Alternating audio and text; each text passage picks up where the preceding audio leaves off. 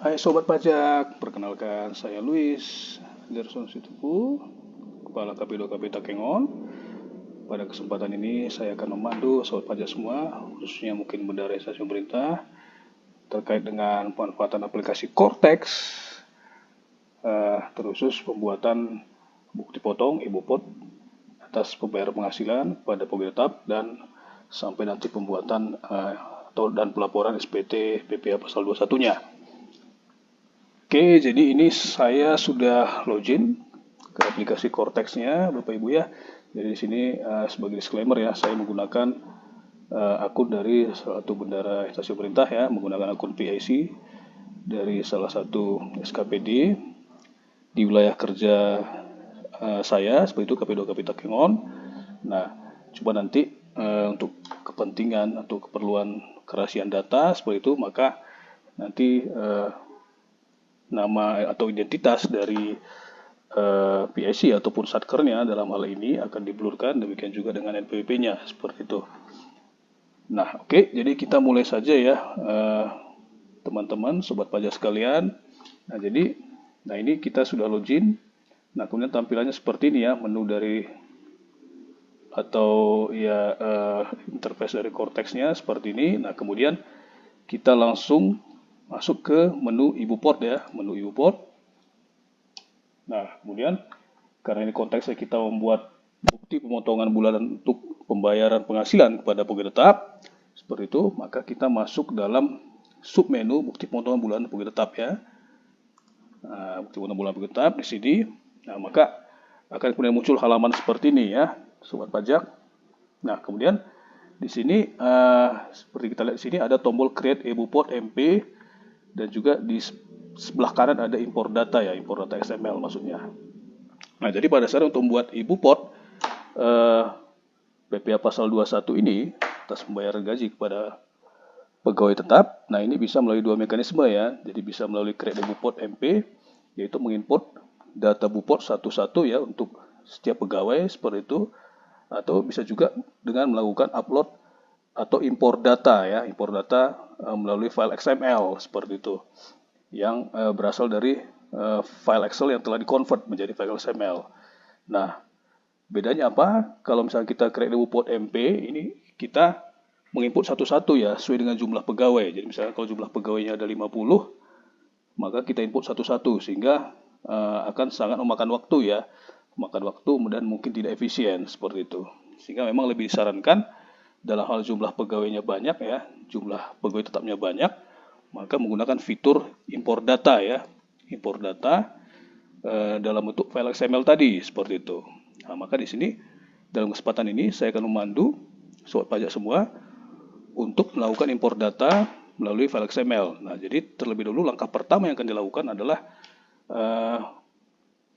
mengisi atau merekam ya, merekam data bukti potongnya ke Cortex, ke template Cortex Excel ya, template Cortex Excel yang nanti akan kemudian di-convert menjadi file XML seperti itu.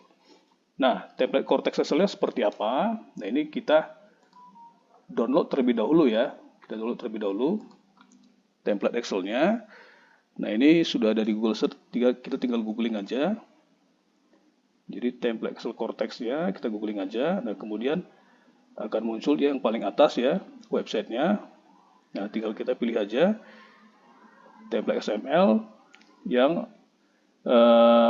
terdapat di pajak.go.id ya. Nah, ini kita pilih.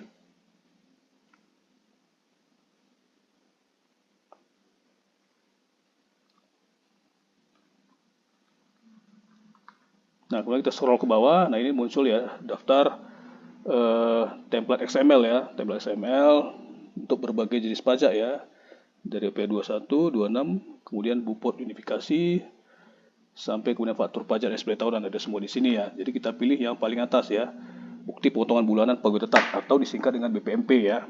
Nah, ini kita download yang ini ya, converter XML-nya ya. Jadi converter XML-nya ini kita download. Nah, jadi seperti ini ya, sobat pajak, tampilan converter BPMP Excel-nya yang tadi baru kita download seperti itu. Nah, ini kalau kita lihat, ini di pojok kiri atas ada keterangan NPWP pemotong, atau NPWP dasar satkernya. Nah, ini kita rubah dulu ya. sesuai dengan NPWP satker yang akan kita buatkan, yang akan membuat bukti potong seperti itu. Ini kita rubah dulu ya, karena ini kan masih tampilan dari defaultnya ya. Nah ini sudah dengan NPWP yang sebenarnya. Nah ini kemudian kita lihat di tabelnya ya, tabel yang di bawah. Nah ini kan jumlah barisnya di sini cuma 6 ya, sementara kalau kita ya ketahui bersama ya, jumlah pegawai di satu instansi pemerintah kan pasti banyak gitu ya. Sebagian besar pasti lebih dari 6 gitu ya, sehingga ini harus kita perbanyak. Nah ini yang pojok kanan bawah ini, di kolom terakhir ya, tanggal pemotongan ini kita tarik aja ke bawah.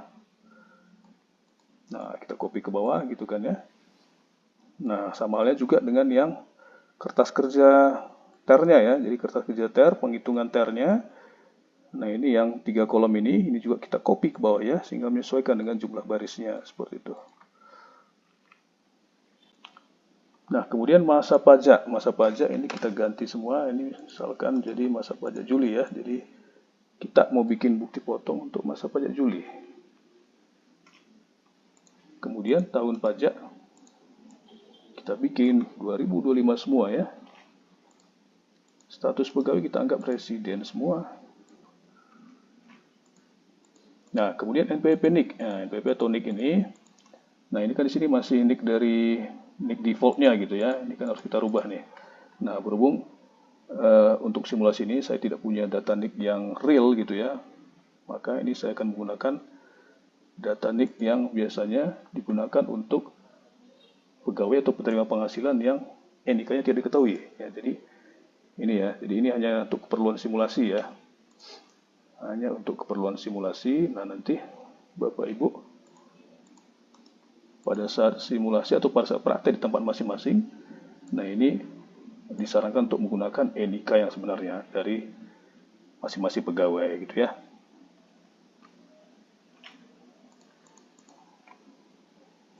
Nah kemudian setelah itu di nomor paspor ini kita kosongkan aja karena seluruh pegawai berstatus residen atau warga negara. Kemudian status PTKP, nah ini juga kita lengkapi ya. Status PTKP juga kita lengkapi.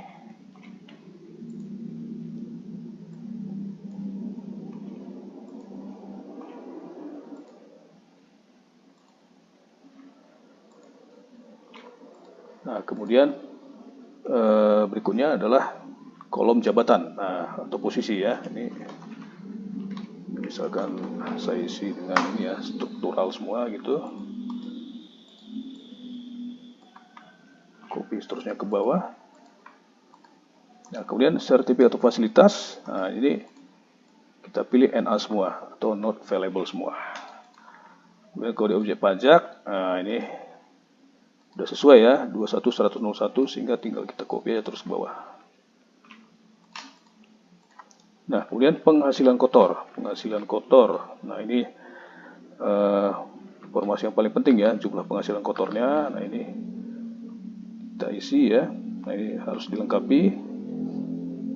Ini misalkan di sini saya isi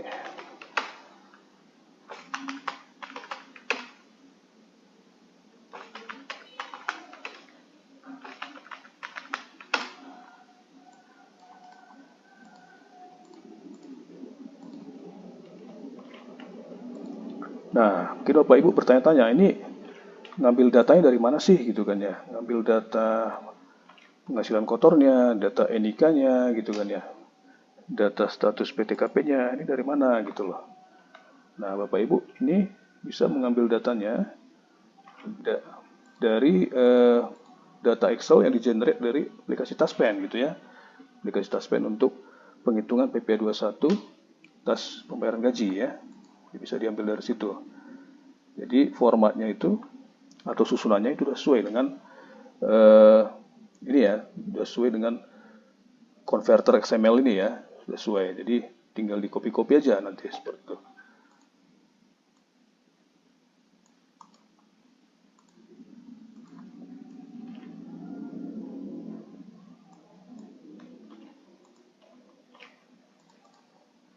Nah, kemudian berikutnya adalah ke tarif. Nah, di tarifnya ini dia sudah rumus ya, sudah rumus sehingga akan terhitung secara otomatis. Jadi tidak perlu lagi diketik di sini. Jadi tinggal di leave seperti ini. Ya, jadi dia sudah muncul sendiri, dia menyesuaikan nanti dengan jumlah penghasilan kotor dan juga status PTKP-nya. Nah, kemudian kita langsung ke edit TKU, edit tempat kegiatan usaha ya. Nah, ini pada dasarnya edit TKU ini sama dengan NPWP pemotong atau NPWP Sarker ya. Nah, makanya ini saya kopikan NPWP Sarkernya.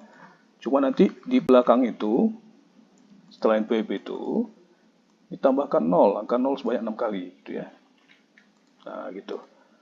Saya tulis ini sudah tambahkan 0 sebanyak 6 kali, ini tinggal di copy aja semuanya ke bawah. Oke, kemudian tanggal pemotongan. Nah, ini berhubung biasanya pembayaran gaji itu di awal bulan ya, tanggal 1 kan biasanya 1 setiap awal bulan.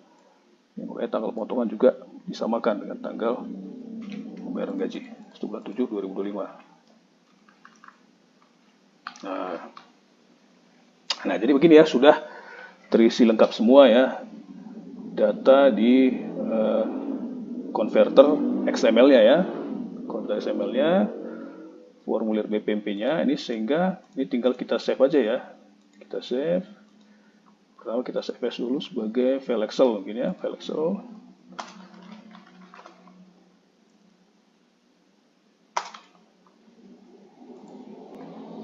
Nah, kemudian berikutnya kita convert menjadi XML. Nah, jadi nanti yang di upload itulah file XML-nya, jadi bukan Excel-nya. Nah, caranya seperti apa? Cara convert seperti apa? Ini tinggal kita save as lagi.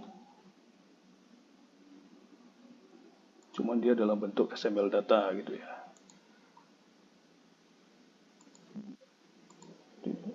Oke. Baru setelah itu kita balik lagi ke aplikasi Cortex tadi.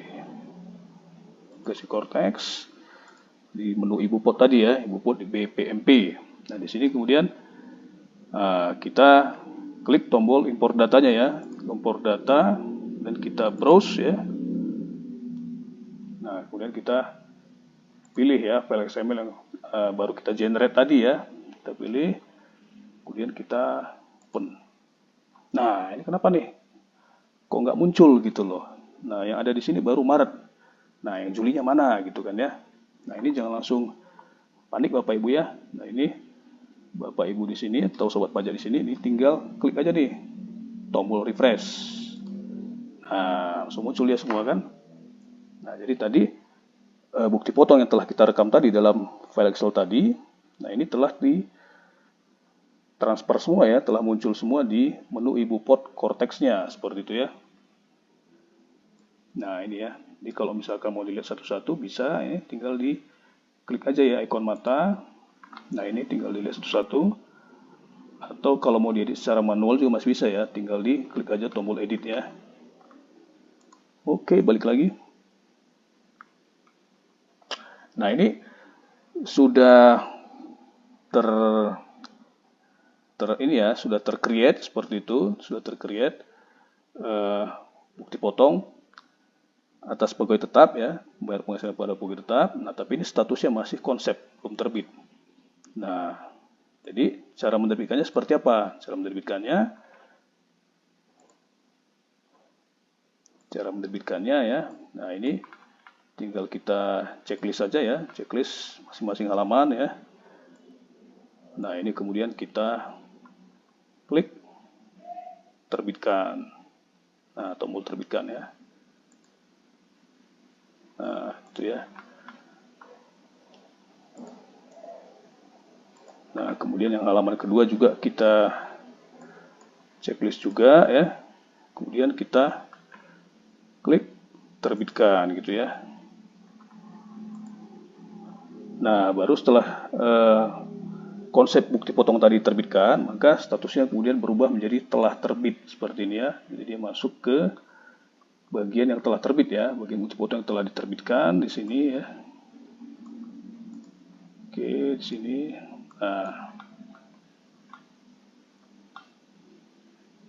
Nah, setelah dia diterbitkan, maka data bukti potong tadi dia akan terprepopulated ya, terprepopulated ke SPT PPA 21-nya. Jadi kita tinggal masuk ke SPT. Masuk ke SPT.